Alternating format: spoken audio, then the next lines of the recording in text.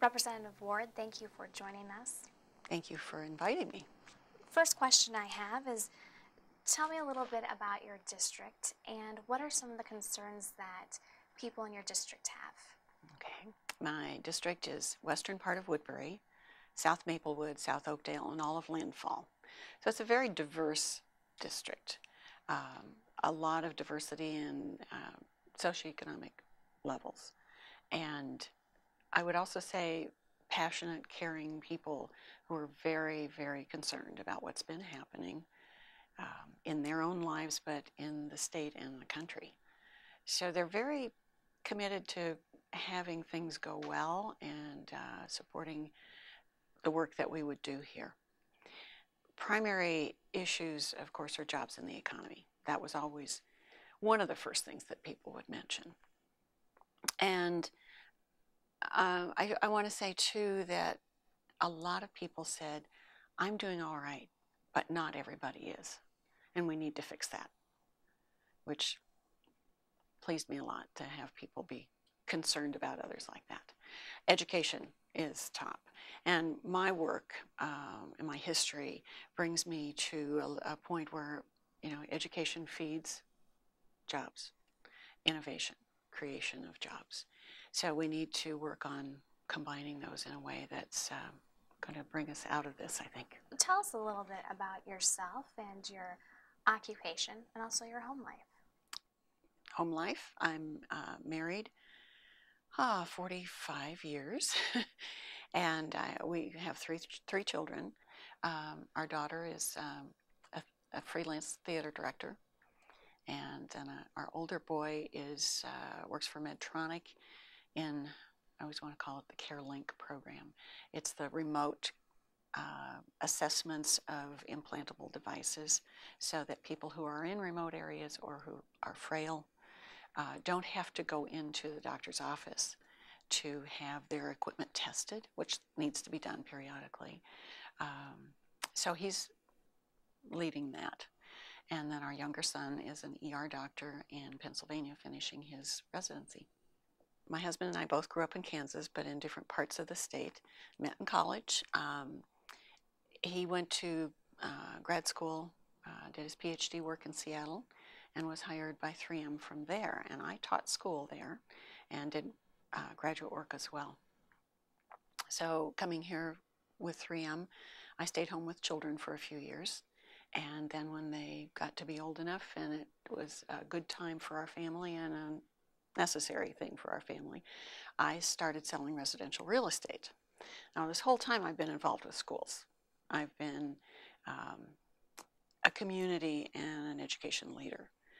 And towards the end of the time that I was selling real estate, I'd been working to get to the point where I could work in education again in a professional level.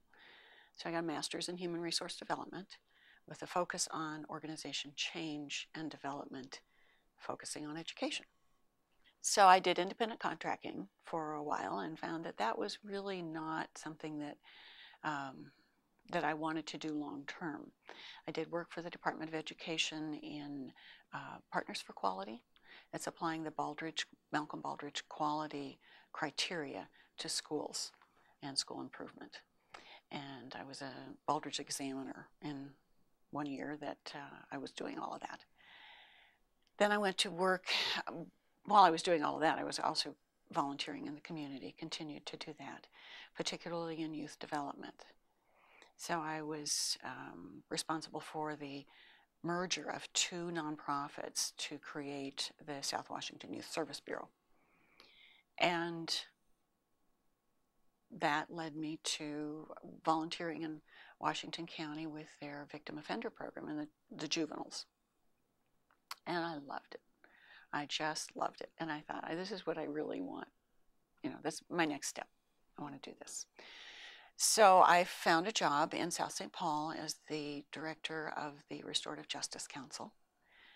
It's a community-based organization that is a collaboration of city, county, school district, community leaders, church, faith community, and we were working with not only juvenile offenders, but developing an anti-bullying program in the schools. So I was in the schools for 9 years, developing and implementing that and supervising people who were providing that service. And then when the economy tanked, and a lot of nonprofits went out of business, I set that up to continue so they had fixed expenses covered for several years, and connected with a source of income to supply funding for the school positions, which is still going on. And the timing of that was coincidental to my mother-in-law needing additional help. And so I was her primary caregiver until she died. And then I was in the process of deciding what I wanted to do next when this opportunity presented itself. And so it's really kind of a continuation of public service and my focus on education, equality, opportunity, and justice. What are your top priorities for this legislative session? Jobs in the economy, balancing the budget. People at the door often said, balance the budget, do it honestly, and work together. So with my work with restorative justice, I'm really, one of my personal priorities is really getting us to work together, helping to support that. And I know that a lot of people are. I think the leadership is very committed to having collaboration and positive outcomes for the voters. Education it just underlies everything that I do. It always has, and this, I hope, will continue. And I really want to make the connection between education and jobs. If you could offer up the first bill of the legislative session, what would that bill be? I have some ideas about education, and I have some ideas about higher education and really tailoring the curriculum for it, public school and higher education, to be fitting the job needs now, the market that's out there. I have some ideas about, I know that I'll be doing something on the Fish Creek program, project, and that will be fairly early. I also believe there'll be some tax increment financing bills that I'll be involved with very early on. And what is the Fish Creek program?